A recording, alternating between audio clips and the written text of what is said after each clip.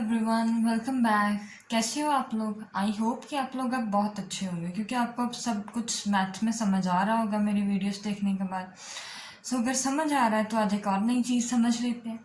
आज क्या समझना है, हमने जैसे कल के लेक्चर में डिस्कस किया था जर्नल टर्म और इंट्रोडक्शन डिस्कस की थी अर्थमेटिक प्रोग्रेशन की, एपी की। आज हम उसके थोड़ा सा आगे फॉरवर्ड जाते हैं और आज हम डिस्कस करेंगे sum of n AP. Sum of n AP आज की वीडियो में ये डिस्कस करेंगे और इसके रिलेटेड कुछ क्वेश्चंस करेंगे। ठीक, सम ऑफ एन एपी क्या होता है? कल की क्लास में हमने डिस्कस किया था, फिर से डिस्कस कर लेते हैं थोड़ा सा कि एपी क्या था। एपी ये था कि एपी में क्या हो रहा है, एक सीक्वेंस है AP. This is a sequence in which next term is obtained by adding certain quantity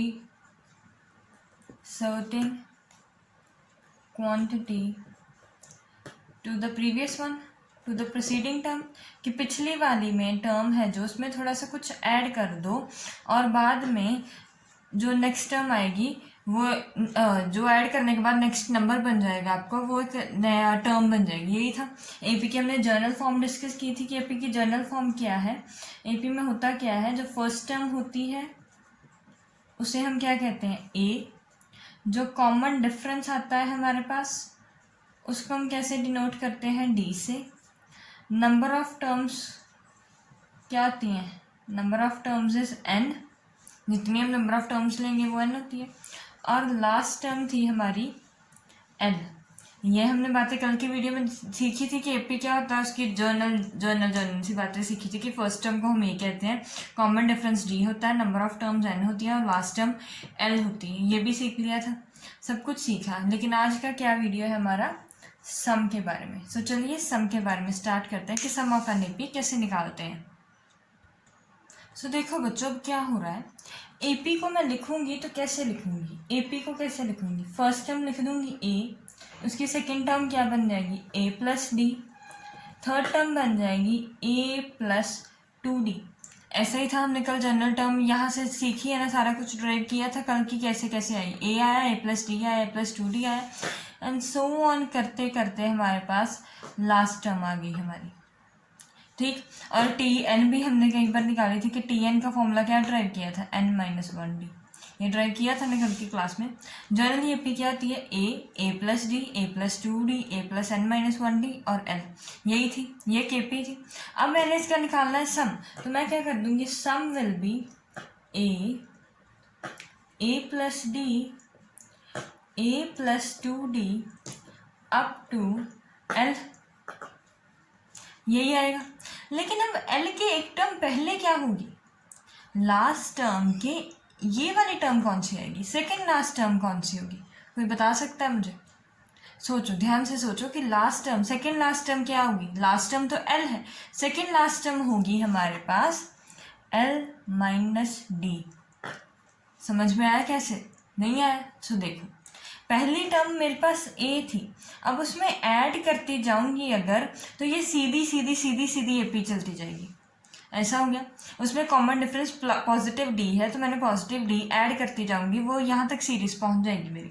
लेकिन अगर इसी को मैं उल्टा कर देती, अगर सीरीज यहाँ से स्टार्ट हो रही होती, मान लो कि एग्जाम्पल के तौर पर यहाँ से सीरीज स्टार्ट हो रही है, ए से नहीं स्टार्ट हो रही, एल से स्टार्ट हो रही है मान लो, तो यहाँ पर कॉमन डिफरेंस अगर मैं माइनस डी का लेती चलूँ तो इधर को भी एक एपी आ रही है। नहीं समझ आ रही तो एक एग्जाम्पल ले लेते हैं, 2 4 6 8 up to so on up to 20 last term है हमारी। ठीक, ये बात समझ में आ गई है। अब यहाँ पर देखो, इसमें क्या हो रहा है, 2 + 2 4 + 2 6 + 2, यहाँ पर क्या आता, 10 + 2 12 + 2, ऐसे करते करते अप टू 20 आता। अब कॉमन सेंस से बताओ मुझे कि 18 के पहले वाली 20 के पहले वाली टर्म कौन सी होती, 18 होती। होती ना 18, क्योंकि इसमें अगर 2 ऐड होते तभी तो 20 आ जाता। अगर इसमें से मैं 2 माइनस कर दूं, कॉमन डिफरेंस को माइनस कर दूं, तो ये वाली टर्म आ जाती। अगर इससे भी मैं 2 और माइनस कर दूं तो ये वाली टर्म आ जाती। तो हुआ क्या है, ये लास्ट टर्म है, ये लास्ट टर्म में से मैंने डिफरेंस को माइनस कर दिया, कॉमन डिफरेंस को, क्योंकि इसके लिए कॉमन डिफरेंस हमारे पास 2 है। अगर मैं लास्ट टर्म में से कॉमन डिफरेंस एक बार माइनस करती हूँ तो मेरे पास सेकेंड लास्ट टर्म आती है। अगर मैं इसी को इस टर्म में से फिर से अगर मैं माइनस कर दूँ, ये आ जाएगा लास्ट टर्म, ये वाली टर्म में से अगर मैं फिर से कॉमन डी माइनस कर दूँ तो ये बन जाएगी L माइनस 2D। समझ में आ रहा है ना आपको? अगर ये लास्ट टर्म है तो अब ये L माइनस डी हो जाएगी, प्लस ये वाली टर्म कौन सी आ जाएगी मेरे पास, L माइनस 2D। यहाँ तक बात समझ में आई? कोई दिक्कत तो नहीं है आपको? ठीक है। अब हमने आगे क्या करना है कि इसको उल्टा करके लिख देना है। ये तो सीधे सीधा लिखा है ना, A plus D A plus 2D A plus 3D up to L। अब इसको रिवर्स ऑर्डर में लिख देना है। एस का एस तो वहीं रहेगा, ये आ जाएगा, उल्टा लिखना स्टार्ट कर देना, L plus L minus D plus L minus 2D up to, यहाँ पर आ जाएगा A प्लस 2D, ये उल्टा जा रहा है ना, तो यहाँ पर आ जाएगा A plus 2D A plus d plus a. ठीक, उल्टे हो गए पूरे। अब ये इक्वेशन 1 बन गई, ये इक्वेशन 2 बन गई, इन दोनों को अब कर दो ऐड, तो यहाँ पर क्या आ जाएगा 2s। इन दोनों को ऐड किया तो क्या आया a प्लस एल प्लस, अगर अब इस टर्म को इस टर्म में ऐड करोगे तो क्या होगा, a plus d plus L minus D, D से डी कैंसिल हो जाएगा, ये क्या बचेगा एल प्लस डी, ए प्लस एल। अब अगर फिर से वही चीज यहाँ पर लिखो, a plus 2D plus A L minus 2D, 2D से 2D कैंसिल हो जाएगा, बचेगा क्या a प्लस एल। ऐसे ही करते जाओगे तो यहाँ पर भी देखोगे, ये वाला d इसके साथ कैंसिल तो a प्लस डी, ये इसके साथ कैंसिल तो a प्लस एल, ये दोनों a प्लस एल, तो सारे के सारे क्या बच जाएगा, लास्ट टर्म तक हमारे पास क्या आ जाएगा a प्लस एल। ठीक, ये क्या, अब क्या करना है, यहाँ पर कितनी टर्म्स थी, अगर मैं मान लो कि मैंने n टर्म्स ली हैं, लास्ट टर्म तक मेरी कितने टर्म्स हैं, n टर्म्स हैं, तो ये क्या आ जाएगा 1 times n 2 times n 3 times n up to n times 10, तो ये क्या आ जाएगा 2s will be n a plus L. अब इसको फर्दर सॉल्व करोगे तो क्या आ जाएगा s will be n by 2 a plus L. ये है सम ऑफ एन AP का फॉर्मूला, और ये बहुत इंपॉर्टेंट है, इस पर आपको क्वेश्चन आ सकते हैं। Sum is n by 2 a plus L, where l is the number of terms, a is the first term and l is the last term. यहाँ तक बात समझ में आई? सम का हमारे पास ये फॉर्मूला आ गया। लेकिन अगर मान लो कि n ही टर्म्स है मेरे पास और लास्ट टर्म होती तो वहाँ पर n आ जाता, यही होता, तो उसका फॉर्मूला क्या लिख देता मैं, n plus a minus 1d, यही निकाला था हमने कल, a plus n minus 1d, ये हमने कल फॉर्मूला ड्राइव किया है ना कल की क्लास में। तब tn लास्ट टर्म जो है, tn क्योंकि nth टर्म ही तो लास्ट टर्म है, तो लास्ट टर्म का फॉर्मूला क्या आ गया a plus n minus 1d, ये लास्ट लेक्चर में हमने ड्राइव किया। अब उसकी वैल्यू यहाँ पर पुट कर दो, n by 2 a plus n minus 1 into D, ये आ गया। अब इसको लिख दो n बाई 2, ये क्या आ जाएगा 2a plus n minus 1d, ये आ गया दूसरा सम का फॉर्मूला। ये भी इम्पॉर्टेंट फॉर्मूला है, ये भी इम्पॉर्टेंट फॉर्मूला है। अगर आपको दिया होगा number of terms first term और लास्ट टर्म तो आप ये फॉर्मूला निकालोगे। अगर आपको number of terms first term and common difference दिया होगा तो आप ये वाले फॉर्मूला लगाओगे। ठीक, दोनों फॉर्मूले को याद कर लो आप। ठीक, अब हम इस पर कुछ क्वेश्चंस करते हैं। तो हमारा फर्स्ट क्वेश्चन है, find the sum of first 10 terms of an AP and AP हमें गिवन है। ठीक, क्या देखो उसने क्या पूछा है, हमारे पास सम पूछा है। सम के अभी हमने दो फॉर्मूले निकाले, s is equals to n by 2 a plus L, and दूसरा निकाला n by 2 2a plus n minus 1 into D. यही दो फॉर्मूले निकाले हमें अभी हमने से। अब हमने सम ही फाइंड करना है, फर्स्ट 10 टर्म्स का फाइंड करना है, तो n क्या आ गया हमारे पास 10। अब फर्स्ट टर्म है हमारे पास 8, वो दिख रहा है कि a की वैल्यू 8 है। अब क्या उसने हमें यहाँ पर लास्ट टर्म दी है, लास्ट टर्म तो हमने दी, उसने दी नहीं हमें। अब कौन सा फॉर्मूला लगेगा, ये वाला या ये वाला, ये वाला। क्यों? क्योंकि हम अगर इन दोनों को माइनस कर कर देख लेंगे तो हमारे पास कॉमन डिफरेंस तो आ ही जाएगा ना। अब डिफरेंस कैसे निकालते हैं? ये हमेशा अगले वाली में से पिछले वाला माइनस कर दो, 4 - 8 विल बी -4। जहाँ 0 में से -4 कर दो, वो भी -4 आएगा। इसमें से ये माइनस करोगे तब भी -4 आ जाएगा। ठीक, तो कॉमन डिफरेंस आ गया मेरे पास -4 का। तो अब इन वैल्यूज़ को इस फॉर्मूले में पुट कर देंगे। तो देखते हैं कैसे। s = n/2 means n is 10/2 into 2a, 2 times of a plus n is 10 -1 into d is -4। D के हमेशा साइन का ध्यान रखना कि अगर वो डिक्रीजिंग एपी है तो साइन नेगेटिव आएगा, अगर इंक्रीजिंग एपी है तो साइन पॉजिटिव आएगा। ये कॉमन सेंस की बात है, ठीक है ना। यहाँ पर नेगेटिव आएगा तो नेगेटिव साथ में लिखना है। तो ये क्या आ गया, 10/2 इज 5 16 प्लस 9 इंटू -4 -36, ये बात हमें मालूम है, plus -36, this will be 16 - 36 will be -20 and in दोनों को मल्टीप्लाई करोगे तो -100 will be the correct answer. ठीक है। अब नेक्स्ट क्वेश्चन थोड़ा सा चेंज हुआ है। वो क्या कह रहा है कि एपी है, कोई एपी है 10 15 20 अप टू 195 तक एपी जा रही है। उसने कह दिया है कि फाइंड करो number of the terms and sum of the all terms. पहले ये फाइंड करो कि इस टोटल सीरीज में कितनी टर्म्स हैं, और दूसरी चीज़ ये फाइंड करो कि इनका सम कितना है। ठीक, अब नंबर ऑफ टर्म्स कैसे फाइंड करेंगे? जैसे मान लो कि मेरे पास लास्ट टर्म दी है, उसने मुझे लास्ट टर्म है 195 और लास्ट टर्म का हमने फॉर्मूला क्या निकाला था? Last term is a plus n-1d, यही था हमारा फॉर्मूला। अब a क्या है इसमें? a होती है फर्स्ट टर्म, तो फर्स्ट टर्म इस सीरीज की क्या है? 10। सो 195 विल बी 10 प्लस n ही तो मैंने निकालना है, number of terms is n-1, और डिफरेंस देखो कितने का है। ये 5 से ज़्यादा इंक्रीज हुआ, ये फिर से 5 से इंक्रीज हुआ। यहाँ से देख लो कि अब 20 - 5 कर दो, 20 - 15 कर दो, 5 आ जाएगा। फिर से 15 - 10 कर दो, 5 आ जाएगा। ये p है और इसका डिफरेंस कितना है? 5 का। ठीक, अब इसको माइनस किया तो ये क्या आ जाएगा? 185/5 इज इक्वल्स टू n-1, और ये क्या है? इसको डिवाइड करो तो ये आ जाएगा 37।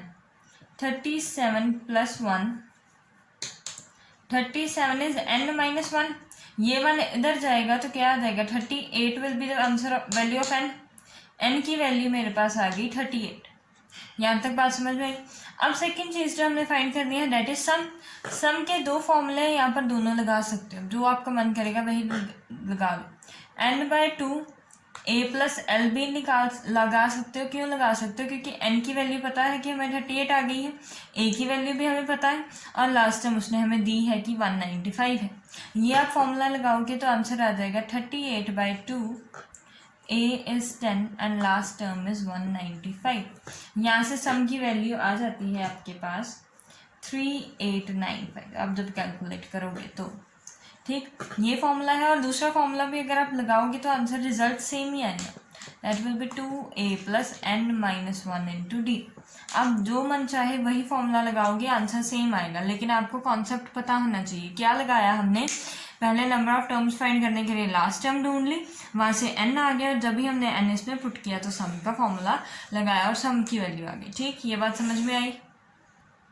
अब बात करते हैं आज के लास्ट क्वेश्चन की। लास्ट क्वेश्चन क्या है, उसने हमें जो दिया है वो कह रहा है if 8th term of AP is 37, 15th term is 15 more than 12th term, find the AP and its first and the sum of the first 20 terms. ठीक, उसने हमें दो चीज़ें बताई हैं। पहली चीज़ ये बताई है the 8th term is 37, 15th term is 15 more than 12th term. ठीक, अब सबसे पहले पहली वाली बात को सॉल्व करने की कोशिश करते हैं। अब 8th टर्म क्या होगी? Tn का फॉर्मूला हमने क्या निकाला था? a plus n-1d। अब टर्म निकालनी है हमने 8th टर्म में a ही होगा, और n की वैल्यू क्या फिल कर देंगे? 8 - 1 इंटू डी, तो ये आ जाएगा a plus 7d, that will be 8th term, और 8th टर्म की उसने हमें वैल्यू दे दी है 37। एक बात ट्रिक याद कर लो, जो जैसे मर्जी आप समझ लो इसको। एक बात याद रखना कि जैसे अगर उसने मुझे दे दिया है कि 15th टर्म फाइंड करो, तो आप लिख दोगे a + 14th टर्म डायरेक्ट। अगर उसने आपको लिख दिया है कि 20th टर्म फाइंड करो, तो आप सीधा लिख दोगे a + 19। एक कम करके सीधे वैल्यूज लिखते जाओगे, कोई प्रॉब्लम नहीं आएगी। वही यहाँ से आ रहा है, लेकिन आप इसको ट्रिक की तरह भी याद रख लोगे।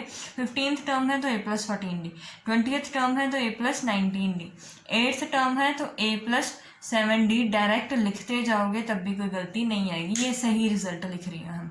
ठीक, अब एक चीज़ तो हमें पता चल गई। क्या पता चला कि 8th टर्म कैसी आई, a + 7d 8th टर्म है, और 8th टर्म की वैल्यू आ गई हमारे पास 37। यहाँ तक कोई दिक्कत तो नहीं। अब सेकेंड कंडीशन जो उसने हमें दी है, उसने कहा है कि 15th term is 15 more than 12th term. कि जो 15th टर्म है ना वो 15 ज़्यादा है, 15 मोर देन 12th टर्म। मतलब कि 15th टर्म में से अगर मैं 12th टर्म को माइनस कर दूं तो उसकी वैल्यू 15 है। यही इसका मीनिंग है कि अगर ये वाली चीज़ उसके 15 ज़्यादा है, इसके पास 15 वो ज़्यादा है, अगर वो कहाँ से आई होगी, जब इनके दोनों की सब्ट्रैक्शन 15 हुई होगी। ऐसे ही है, ये हम बेसिक मैथ से शुरू से ही करते आ रहे हैं। अभी हमने एक ट्रिक याद की, अब आगे चलते हैं। ये बात समझ आ गई ना आपको? अब आगे चलते हैं। अभी हमने ट्रिक याद किया है कि जैसे 8th टर्म था तो a + 7d लिख दिया। अब 15th टर्म है तो हम क्या लिखेंगे, a + 14d, minus 12th term के लिए क्या लिख देंगे, a + 11d is equals to 15 का 15। अब सॉल्व करो, a + 14d minus a - 11d is 15। a के साथ a cancel, a - a will be 0, 14a - 11d 14d - 11d 3d is equals to 15। d की वैल्यू क्या आ जाएगी, 5। यहाँ तक कोई दिक्कत तो नहीं। d की वैल्यू 5 आ गई है। अब d की वैल्यू को यहाँ पर पुट करोगे तो a आ जाएगा, a will be 37 - 7d। d की वैल्यू 5 पुट की तो ये क्या बन जाएगा, 7 × 5 35। ये आ जाएगा 37 minus of 35, that will be 2। अब यहाँ से ध्यान से देखो, a की वैल्यू मेरे पास 2 आ गई है, d की वैल्यू मेरे पास 5 आ गई, तो क्या मैं यहाँ से AP निकाल सकती हूँ? ऑफ कोर्स निकाल सकती हूँ। अब यहाँ से AP क्या आएगी मेरे पास, first term will be 2, second term will be a + d, 2 + 5 7, फिर से इसमें 7 ऐड किया 12, इसमें 7 ऐड किया 17, इसमें 5 ऐड करते जाएंगे, हर एक में 5 ऐड किए क्योंकि कॉमन डिफरेंस 5 का है। यही इसकी डेफिनेशन है कि उसमें एक सर्टेन क्वांटिटी ऐड करते जाओ, बढ़ाते जाओ। इसमें 5 ऐड किया 12, इसमें 5 ऐड किया 17, इसमें 5 ऐड किया 22, अप टू सो ऑन। ये AP चलती जाएगी हमारे पास, AP का सीक्वेंस आ गया हमारे पास ये। अब यहाँ से इसका सम फाइंड करना है। उसने हमें एक और चीज़ पूछी थी कि फाइंड इट्स सम ऑल्सो। तो सम का फॉर्मूला हम अब क्या लगाएंगे, सम will B n/2 2a + n - 1 × d। ठीक, यहाँ से सम का फॉर्मूला लगा देंगे और सम की वैल्यू आ जाएगी। n की वैल्यू क्या रखोगे, अब इस बार 20 रख दोगे। a की वैल्यू हमने निकाल दी है, n की वैल्यू फिर से 20 और d की वैल्यू रख दोगे 5। और जल्दी से इसे सॉल्व करो और कमेंट सेक्शन में बताओ कि s की वैल्यू कितनी आ रही है। ठीक है, I hope you like today's video. Please like and subscribe my channel. Thank you for watching the video.